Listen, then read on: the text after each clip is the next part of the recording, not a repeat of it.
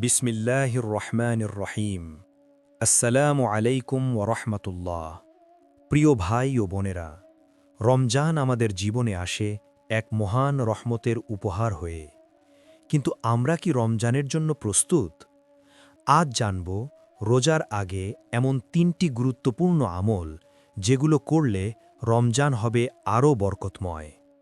আমল ১, বেশি বেশি আল্লাহর জিকির।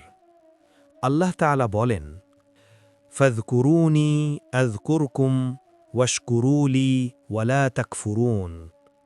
অর্থ, তোমরা আমাকে স্মরণ করো, আমিও তোমাদের স্মরণ করব, আর আমার প্রতি কৃতজ্ঞ হও, অকৃতজ্ঞ হইও না। সূরা বাকারা আয়াত ১৫২।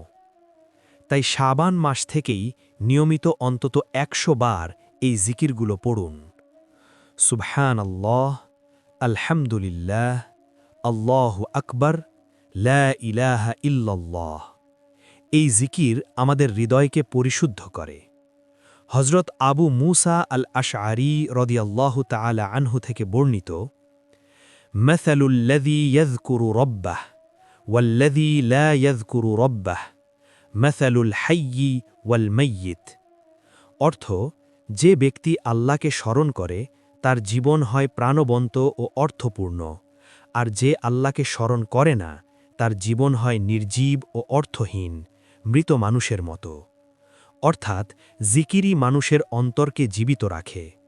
জিকিরে গুনাহ মাফ হয়, অন্তর জীবিত হয়, রিজিকে বরকত আসে, বিপদ দূর হয়। আমল ২, নবী সাল্লাল্লাহু আলাইহি ওয়াসাল্লামের উপর দুরূদ পাঠ। আল্লাহ তাআলা বলেন, ইন্নাল্লাহা ওয়া মালাইকাতাহু ইউসাল্লুনা আলান নাবিয়্যি। অর্থ, নিশ্চয়ই আল্লাহ এবং তার ফেরেশতা নবীর উপর দুরূদ পাঠ করে। সূরা আহজাব আয়াত ৫৬।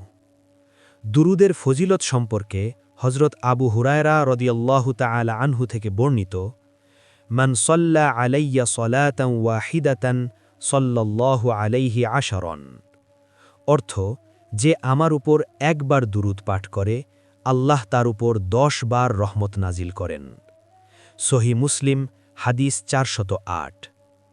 আরেকটি হাদিসে হজরত আনাস ইবনে মালিক রাদিয়াল্লাহু তাআলা আনহু থেকে এসেছে, আসসালাওয়াতু মুআল্লাকাতুন ফিস সামাই হাত্তা তুসাল্লা আলান নাবিয়্যি।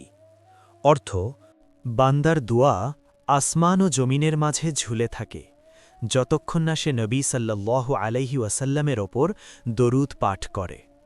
তিরমিজি হাদিস ৪৮৬। দুরূদ পড়লে দোয়া কবুল হয়, গুনাহ ঝরে যায়, রিজিক বাড়ে, কিয়ামতে শাফাআত পাওয়া সহজ হয়। আমল ৩, রমজান পর্যন্ত পৌঁছার দোয়া। আল্লাহুম্মা বারিক লানা ফি রজাবা ওয়া শাবান ওয়া বাল্লিগনা রমাদান।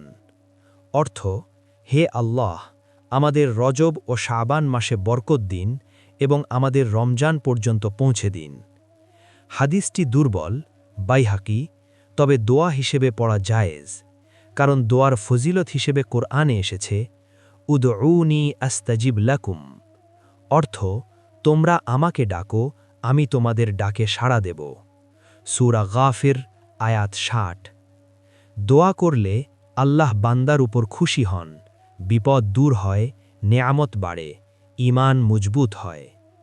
শেষ কথা, প্রিয় ভাই ও বোনেরা, রমজান শুধু না খেয়ে থাকা বা উপবাসের মাস নয়, এটি আত্মশুদ্ধির মাস। আজ থেকেই ফরজ আমলের পাশাপাশি এই ৩টি আমল শুরু করুন, জিকির, দুরূদ, দোয়া। তাহলেই ইনশাআল্লাহ আপনার রমজান হবে নূরে ভরা।